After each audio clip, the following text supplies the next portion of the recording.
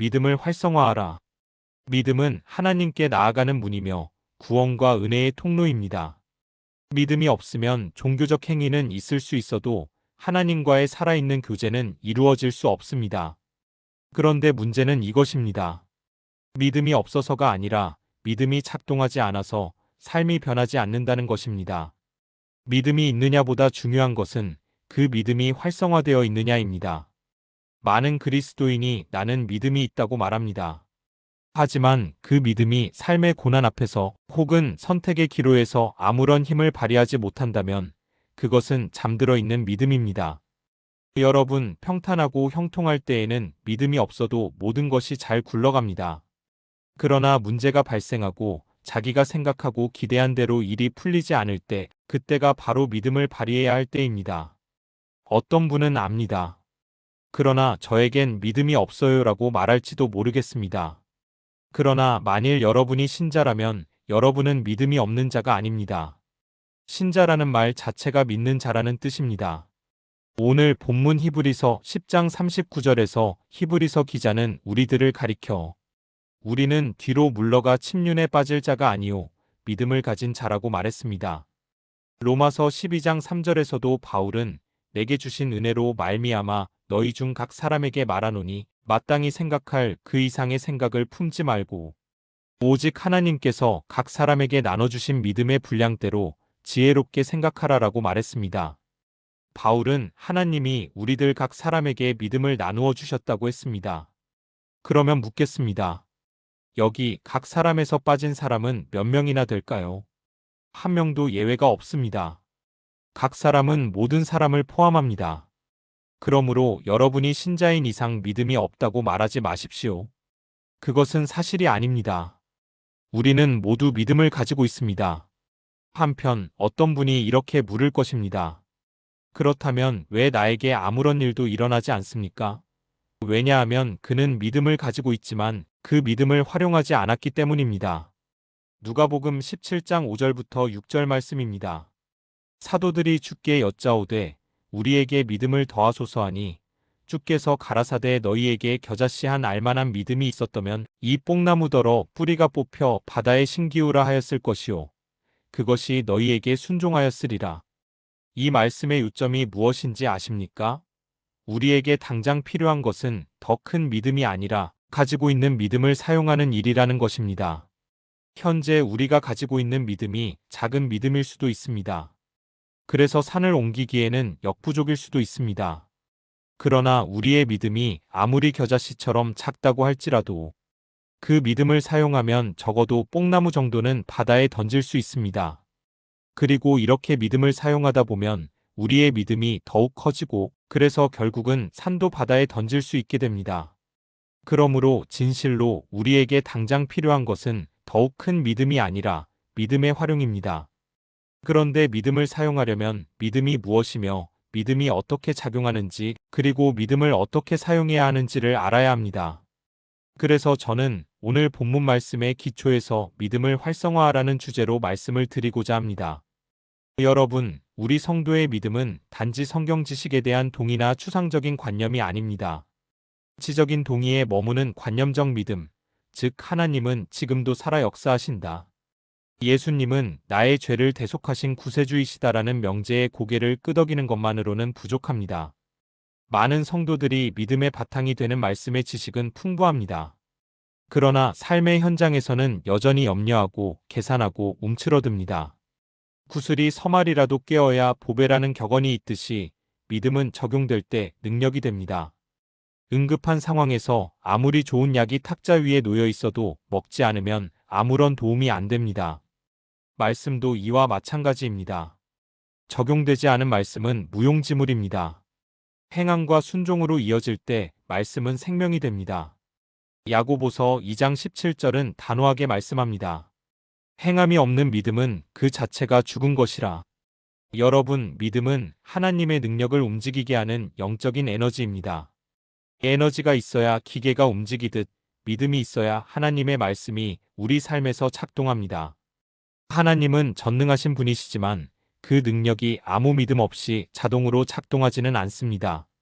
하나님의 능력은 믿음을 통해 흐르고 믿음이 활성화될 때 역사합니다. 이 시간 말씀을 통해서 우리 안에 있는 믿음의 회로가 활성화되어 강력하게 구동되는 역사가 있기를 축원합니다. 오늘 본문 히브리서 11장 1절에서 히브리서 기자는 믿음은 바라는 것들의 실상이라고 말했습니다. 여기서 바라는 것은 소망을 말합니다.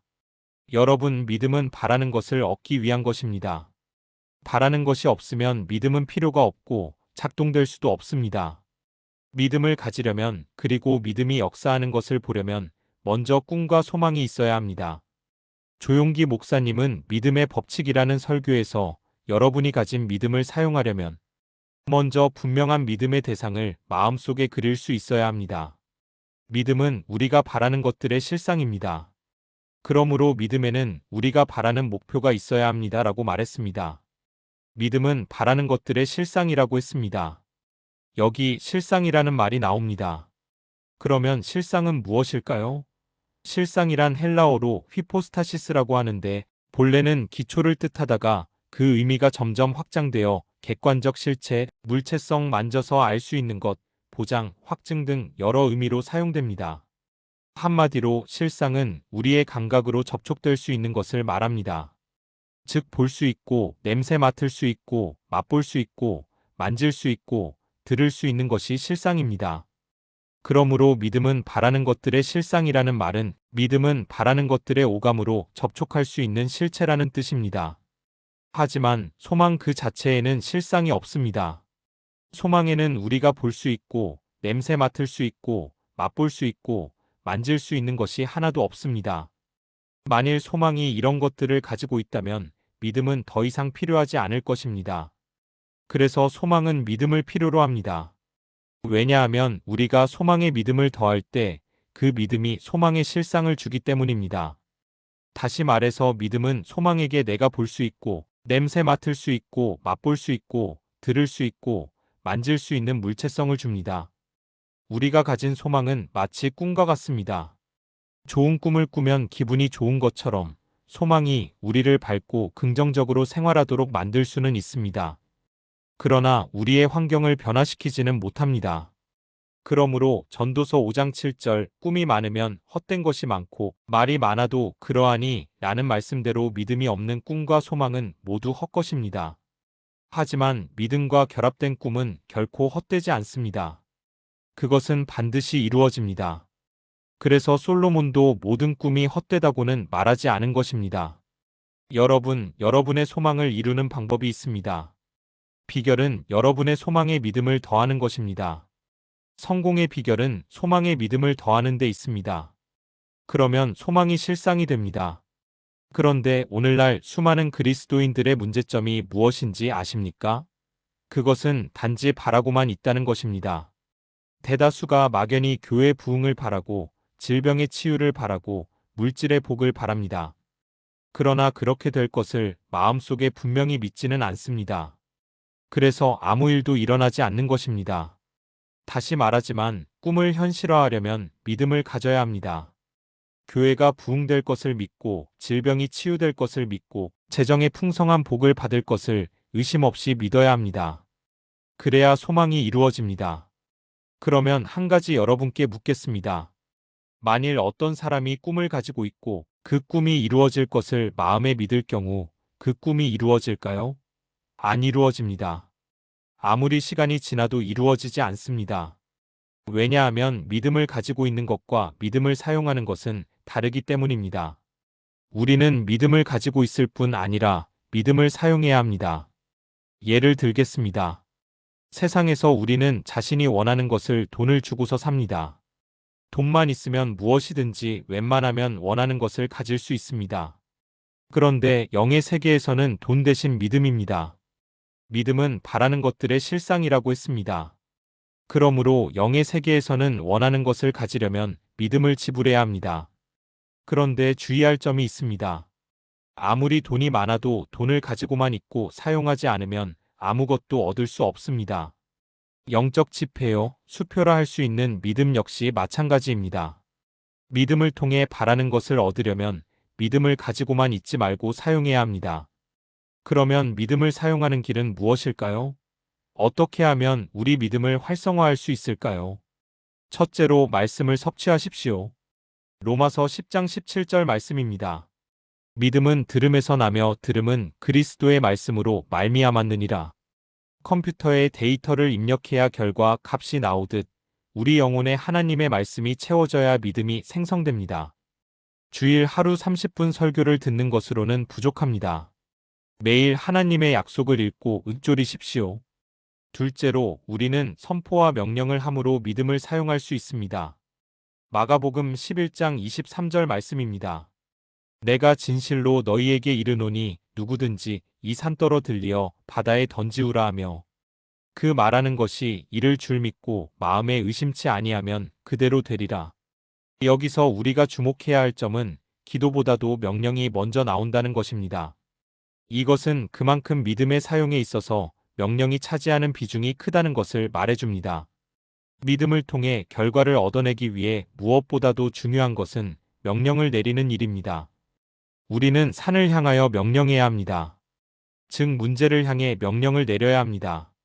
더 구체적으로 말하면 가난, 질병, 귀신에게 예수님의 이름으로 떠나가라고 호통을 쳐야 합니다. 우리가 이렇게 할 수 있는 이유는 하나님께서 우리를 다시 살리심과 동시에 그리스도 안에서 그리스도와 함께 하늘에 앉히셨기 때문입니다. 우리 모두는 권능의 왕이신 하나님의 자녀입니다. 우리에게는 권세가 있습니다. 그러므로 담대히 명령을 내리십시오. 명령을 내려 믿음을 풀어놓으십시오. 셋째로 우리는 기도를 드림으로써 믿음을 사용할 수 있습니다. 마가복음 11장 24절 말씀입니다. 그러므로 내가 너희에게 말하노니 무엇이든지 기도하고 구하는 것은 받은 줄로 믿으라. 그리하면 너희에게 그대로 되리라. 기도는 믿음을 사용하는 가장 대표적인 수단 중 하나입니다. 야고보서 4장 2절에서 야고보는 너희가 얻지 못함은 구하지 아니함이요라고 말했습니다. 그러므로 믿음으로 기도하십시오. 그러면 그것을 얻게 됩니다. 넷째로 우리는 믿음의 말을 고백함으로써 믿음을 사용할 수 있습니다. 로마서 10장 10절 말씀입니다. 사람이 마음으로 믿어 의에 이르고 입으로 시인하여 구원에 이르느니라. 믿음은 입술을 통과할 때 힘을 얻습니다.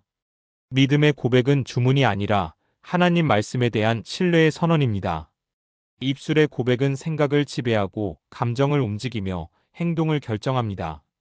안 될 것 같다, 죽겠다는 부정적인 말을 멈추십시오. 대신 하나님의 약속을 내 입으로 선언하십시오. 내게 능력 주시는 자 안에서 내가 모든 것을 할 수 있느니라. 라고 믿음으로 고백할 때 영계의 질서가 움직이기 시작합니다. 부정적인 말은 믿음에 있어서 마치 독약과도 같습니다. 반면에 긍정적인 말은 믿음의 영양제와 보약입니다. 그러므로 우리는 항상 부정적인 말을 금하고 긍정적인 말을 해야 합니다. 그리고 우리는 믿음으로 없는 것을 있는 것 같이 말하는 것을 배워야 합니다. 언젠가 조용기 목사님이 이런 간증을 한 일이 있습니다. 그분이 목회를 시작한 지 얼마 되지 않았을 때였는데 책상과 자전거가 필요했습니다. 그래서 필리핀제 마오간이 책상과 튼튼한 미제 자전거를 구하기로 마음에 정하고 간절히 기도했습니다.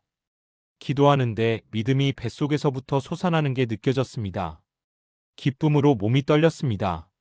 그래서 그날 밤 엄마 품에 안긴 아기처럼 깊이 잠을 잤습니다. 그런데 다음날 새벽에 일어났을 때 갑자기 가슴이 텅 빈 것 같았습니다. 그 전날 온 세상이 다 내 것 같은 믿음이 있었는데 자고 나니 믿음이 온데간데 없이 사라진 것입니다. 마치 마음속에 믿음이라곤 조금도 없는 것 같았습니다. 아버지, 이것은 정말 무서운 일입니다. 믿음을 갖는다는 것과 아버지께서 응답을 주실 때까지 믿음을 간직하는 것은 정말 별개의 문제군요. 그날 새벽 조 목사님은 참담한 마음으로 설교 준비를 위해 적절한 성경 구절을 찾고 있었습니다. 그런데 갑자기 그의 눈길이 로마서 4장 17절에서 멈추었습니다. 기록된 바 내가 너를 많은 민족의 조상으로 세웠다 하심과 같으니 그의 믿은 바 하나님은 죽은 자를 살리시며 없는 것을 있는 것 같이 부르시는 이시니라. 그는 이 말씀에 사로잡혔고 이 말씀은 그의 가슴 속에서 부글부글 끓기 시작했습니다. 그렇다. 나도 없는 것을 있는 것 같이 부를 수 있다. 바로 이것입니다. 그는 어떻게 믿음을 간직할 것인가에 대한 문제의 해답을 이 성경 구절에서 얻은 것입니다. 그러므로 나는 아프다, 가난하다, 되는 일이 없다. 이렇게 말하지 마십시오. 믿음을 가지고 여호와는 나의 목자심으로 나에게는 부족함이 없다. 나의 하나님이 그리스도 예수 안에서 영광 가운데 그 풍성한 대로 나의 모든 쓸 것을 채우시리라. 예수님께서 채찍에 맞으심으로 나는 나음을 입었다. 예수님께서 내 모든 병을 짊어지셨으므로 나는 건강하다. 나는 하나님께로부터 복을 받은 자다. 그러므로 내가 하는 일은 다 잘 된다. 이렇게 믿음으로 말하시기 바랍니다. 여러분이 원하는 것이 이루어질 때까지 끊임없이 이렇게 말하고 또 말하십시오. 그러면 하나님의 창조적인 기적이 일어나게 됩니다. 믿음으로 살기 원하는 우리에게 또 하나의 중요한 말씀이 있습니다. 믿음은 보지 못하는 것들의 증거입니다. 여기서 본다는 것은 단순히 눈, 즉 시각을 말하는 것이 아니라 인간의 오감, 즉 감각 전체를 대표하는 것입니다. 그러므로 이 말은 달리 말해서 믿음은 우리의 감각으로 인식되지 아니하는 것들의 증거라는 의미입니다. 그러므로 우리가 믿음으로 행하려면 감각의 영역을 뛰어넘어야 합니다. 고든 린드세이 박사는 이렇게 말했습니다. 육을 가진 인간은 감각의 피조물입니다. 고통의 증상을 느끼거나 봄으로 하나님의 말씀보다 감각이 말하는 것을 믿곤 합니다. 그러나 믿음은 눈으로 보는 것에 영향을 받지 않고 오히려 그 점에 대해서는 무관심합니다. 믿음은 육체적인 감각을 소중하게 생각하지 아니하고 하나님 말씀의 불변성으로부터 그 힘을 이끌어냅니다. 또한 이 W 캐년은 의심하는 마음은 감각의 지배를 받는 마음이다. 두려움 없는 고백은 말씀의 지배를 받는 마음에서 나온다라고 말했습니다. 그러므로 우리가 믿음으로 행하려면 감각의 영역 바깥에서 행해야 합니다. 즉 자신의 감각을 의지해서는 안 됩니다. 우리는 믿음으로 기도하거나 명령하고 난 후에 그런데 아무런 느낌도 느껴지지 않아요. 혹은 그러나 아무리 보아도 전과 달라진 게 없어요 라고 감각의 기초에서 말해서는 안 됩니다. 믿음으로 행하려면 절대로 보는 것에 의지하여 행해선 안 됩니다. 반드시 하나님의 말씀에 의지하여 행해야 합니다. 즉 감각이 주는 정보를 의지하지 말고 하나님의 말씀이 주는 정보를 다부지게 붙잡아야 합니다. 이렇게 하는 것은 믿음이 없는 사람들의 눈에 무모하고 어리석어 보입니다. 그러나 알고 보면 전혀 무모하거나 어리석은 것이 아닙니다. 왜냐하면 하나님은 거짓말을 하지 못하시며 대저 하나님의 모든 말씀은 능치 못하심이 없기 때문입니다. 하나님의 말씀은 실패하는 법이 없습니다. 하나님의 말씀은 깊은 곳에 가서 그물을 던진 베드로처럼 말씀에 의지하여 행하는 모든 이에게 기적이 일어나게 합니다. 그러므로 이제부터는 눈에 보이는 것에 의해 흔들리지 말고 오직 하나님의 말씀에 믿음의 닻을 내리는 저와 여러분이 되시길 바랍니다. 이제 결론을 말씀드리겠습니다. 우리는 할 수 있거든 이 무슨 말이냐? 믿는 자에게는 능치 못할 일이 없느니라라는 마가복음 9장 23절의 말씀을 잘 압니다. 그럼에도 불구하고 암의 치료를 위해 나름대로 믿음을 가지고 죽게 매달리고 기도하는 사람들을 보면 낫는 사람보다도 죽는 사람이 더 많습니다. 이것은 엄연한 사실입니다. 물론 때때로 기적적인 치유가 일어나기도 합니다. 그러나 많은 사람이 치유받지 못하고 죽어가는 것 역시 사실입니다. 그러면 왜 이런 일들이 일어나는 것일까요? 무엇이 문제일까요? 그것은 바로 믿음의 분량 때문입니다. 예수님의 말씀에 보면 적은 믿음과 큰 믿음이 나옵니다. 바울도 믿음의 분량에 대해 말했습니다. 대부분 신자들은 믿음을 가지고 있기는 하지만 감기 하나 제대로 고치지 못합니다.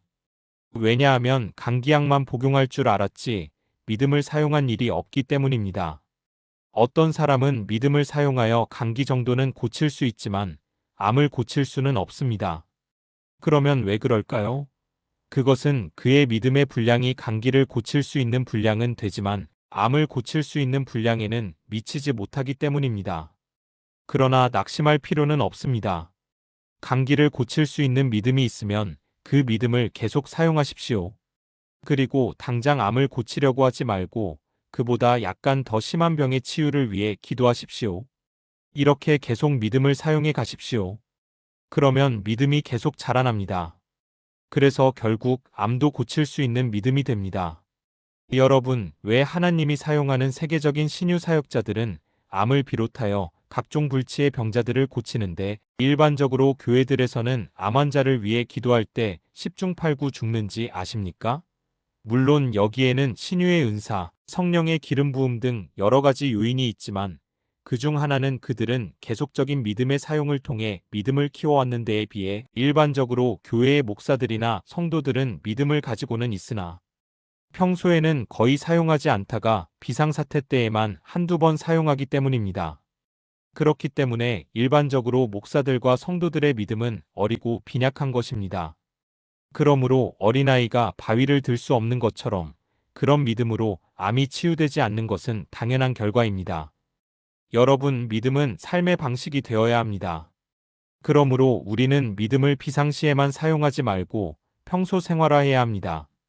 우리는 끊임없이 믿음을 사용해야 합니다. 그리고 자기의 믿음의 분량에 맞추어 작은 것에서부터 믿음을 사용해야 합니다. 감기도 못 고치면서 암을 고칠 수 있겠습니까? 믿음으로 100만 원도 기도하여 얻지 못하면서 1000만 원, 1억 원을 공급받을 수 있겠습니까? 믿음으로 명령하여 뽕나무도 옮길 수 없으면서 산을 바다에 던질 수 있겠습니까? 그러므로 처음부터 너무 큰 것을 바라다가 실망하여 믿음 사용을 아예 포기하지 마시고 작은 것부터 시작하십시오. 그리하여 믿음의 역사가 일어날 때마다 조금씩 그 대상을 확대시켜 나가십시오. 이렇게 꾸준히 하면 믿음의 기가 꺾이지 않고 계속 자라게 됩니다. 그래서 결국에는 암을 고치고 수억 원을 얻고 산을 옮기는 큰 믿음의 소유자가 되는 것입니다. 여러분, 아브라함이 갈 바를 알지 못하고 길을 떠났을 때 그의 믿음은 활성화되었습니다.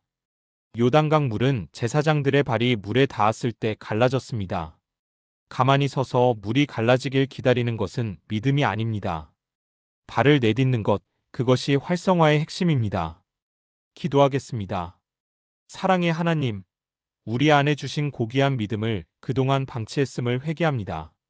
믿음이 없어서가 아니라 믿음을 사용하지 않았던 저희를 용서하여 주옵소서. 하나님 아버지, 우리의 믿음이 관념에 머물지 않고 삶의 현장에서 능력으로 나타내게 하옵소서. 보이지 않는 것을 보고 들리지 않는 것을 들으며 불가능한 것을 행하는 활성화된 믿음의 주인공들이 되게 하옵소서. 예수 그리스도의 이름으로 기도드립니다. 아멘.